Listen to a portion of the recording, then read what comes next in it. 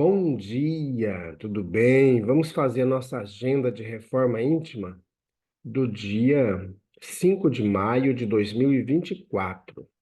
Reflexão e vivência em torno do Evangelho. Jesus respondendo lhes disse: Não precisam de médico os que gozam saúde, e sim os doentes. Lucas 5:31. Sugestão para a prece. Prece de amor e gratidão a Deus. Reflexão. O dever íntimo do homem fica entregue ao seu livre-arbítrio. O aguilhão da consciência, esta guardiã da probidade interior, adverte-a e sustenta-a. Espírito Lázaro, na obra O Evangelho segundo o Espiritismo.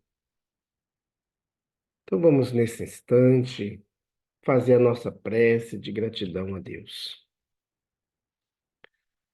Bondoso Jesus, nós agradecemos por todos os momentos da nossa existência. Nós agradecemos pelas oportunidades que temos de nos melhorar, de trabalharmos no nosso íntimo a paz, a serenidade, a reforma íntima. Queremos agradecer, Jesus, pelos momentos difíceis, pelas dificuldades que passamos, porque elas nos ensinam o teu Evangelho. E agradecemos por toda a natureza, pelos animais, pelos pássaros, pelos rios, pelas florestas, pelo ar que respiramos. Agradecemos pelas pessoas. Agradecemos, Jesus, pelo dia, pela noite, pelo sol, pelas estrelas. Nós agradecemos, Jesus, pela chuva. Nós agradecemos, Jesus, por todos os momentos de amor. Fica conosco, graças a Deus. Meus amigos, agora de manhã, em nossa casa espírita, nós teremos online a prática do curso Conheça o Espiritismo, que são os cursos da Global Kardec. Então, hoje nós vamos fazer o culto do Evangelho online. Então, a gente vai estar ligando para as pessoas, convidando-as para o culto. E aí, né, se ela nos atender, a gente faz o culto pela chamada, né, pelo vídeo. E aí, então, esse é o nosso compromisso hoje, na parte da manhã. E no final da tarde, às 6 horas, nós teremos o culto do Evangelho online, que é transmitido pelo YouTube da nossa Casa Espírita. Então, você é o nosso convidado para estar conosco.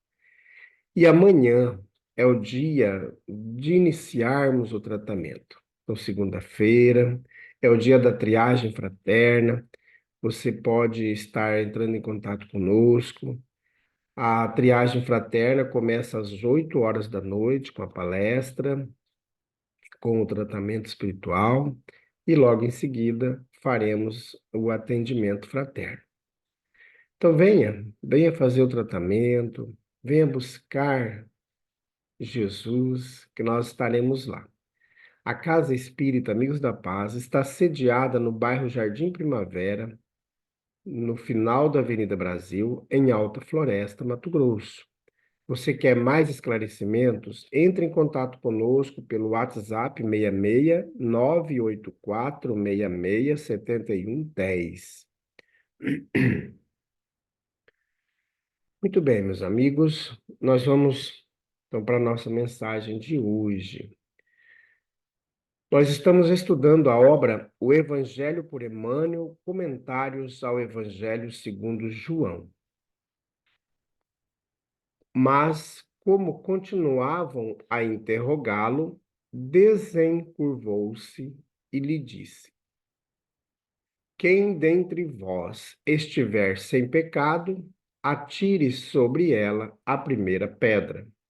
Evangelho de João, capítulo 8, versículo 7.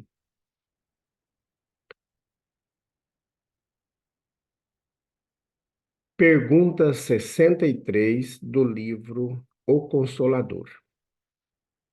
Pergunta: Considerando a determinação positiva do não julgueis, como poderemos discernir o bem do mal sem julgamento? Resposta: entre julgar e discernir há sempre grande distância. O ato de julgar para a especificação de consequências definitivas pertence à autoridade divina, porém, o direito da análise está instituído para todos os espíritos, de modo que discernimento, repetindo, de modo que discernindo o bem e o mal, o erro e a verdade, possam as criaturas traçar as diretrizes do seu melhor caminho. Comunicação de Emmanuel, registrada na obra O Consolador, da editora FEB, pergunta 63. Então, uma resposta muito profunda, em poucas palavras, o Emmanuel traz para nós o discernimento, que nós temos condições de discernir as nossas atitudes, as tomadas de decisão. Mas muitas vezes nós queremos que as tomadas de decisão sejam de acordo com o que pensamos, de acordo com o que nós queremos, e não de acordo com o que o Evangelho de Jesus traz para nós. Então é muito importante a gente avaliar se o que nós estamos propondo, se o que a gente está idealizando, não está confrontando o Evangelho. Aqui, por exemplo, na cena em que os doutores da lei, os próprios judeus que ali se encontravam, que desejavam apedrejamento daquela mulher, e todos eles estavam cheios de pecado, ou seja, estavam cheios de maldades. Eles não viviam a lei como deveria, porque eles também eram adúlteros. Eles também faziam horrores, por exemplo, utilizar de argumentos para expoliar as viúvas, explorar as outras pessoas. Então, tudo isso é uma afronta ao Evangelho. Então, eles não estavam livres. E quando a gente traz para nós esta questão, quantos de nós hoje também somos resistentes ao bem? Não queremos fazer, e quando fazemos, reclamamos. Por quê? Porque a gente ainda se encontra na mesma vibração magnética. Porque se a gente puder sacanear o colega, a gente sacaneia. Se a gente puder puxar o tapete da outra pessoa, a gente puxa, né?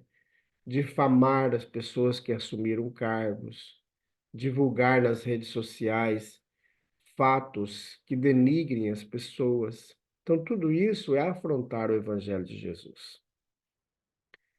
Então, a gente tem que sempre repensar se a nossa conduta está baselada no Evangelho de Jesus. Se o que eu estou fazendo, Jesus faria. Lá no Evangelho segundo o Espiritismo, no final, no capítulo 28, quando fala da coletânea de prece, nós temos lá uma prece para pedir conselho. Então, se a nossa conduta, ela vai afrontar, não vai trazer o bem para as outras pessoas, se o que a gente vai fazer, ela vai trazer, a gente não gostaria que fosse feito para a gente, então a recomendação é que a gente não faça. Então, se a gente não vai ficar feliz com aquilo, por que que a gente vai fazer para os outros? Se a gente abandona os animais, se a gente maltrata os animais. Porque não adianta a gente só ser caridoso com os humanos, mas a gente maltrata os animais. A gente passa veneno nas plantações, destruindo tudo. Não está nem aí se vai atingir um rio, uma nascente, se vai matar os animais, a gente não está nem aí nisso. Então, isso também é afrontar o Evangelho, porque o que nós temos que trabalhar no nosso íntimo é que tudo em nós faz parte dessa grande comunhão com a natureza. Nós não somos um ser independente, que se a gente acabar com a natureza, a gente vai continuar. Não, não somos, somos totalmente interdependentes, né? Então, se a gente desmata desnecessariamente, vai desprotegendo as nascentes. Daqui a pouco nós vamos estar num processo de deserto, né? E correndo risco de, quando tiver a época da chuvarada, desenvolver aí enchentes. Aqui não acontece tanto desmoronamento, porque a nossa região é muito baixa, né? Assim, não é de montanhas, né? Mas é esse cuidado que a gente tem que ter. Às vezes a gente escolhe ou cria, por exemplo, os que são nossos alvos, né? As pessoas pobres, as pessoas negras, os homossexuais, o pessoal do grupo do LGBTQIA+, né? Então a gente vai excluindo as pessoas. Ah, a pessoa porque ela é da Umbanda, porque ela é do Candomblé, porque ela é isso, porque ela é aquilo outro. Então a gente vai excluindo e vai formando tipo um grupo à parte, que é o grupo escolhido. E não é assim. Então a gente, o que hoje não cabe mais a gente a criar essas panelinhas, né? Esses grupos. É claro que nós nos formamos em grupos religiosos afins, mas esses grupos religiosos não podem ser excludentes.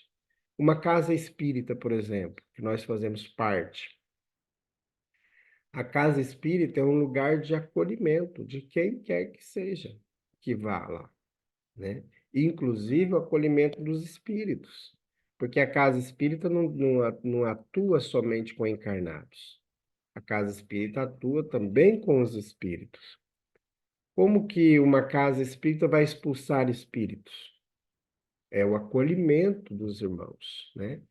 É trazer esses irmãos juntos de Jesus. Esse é o compromisso.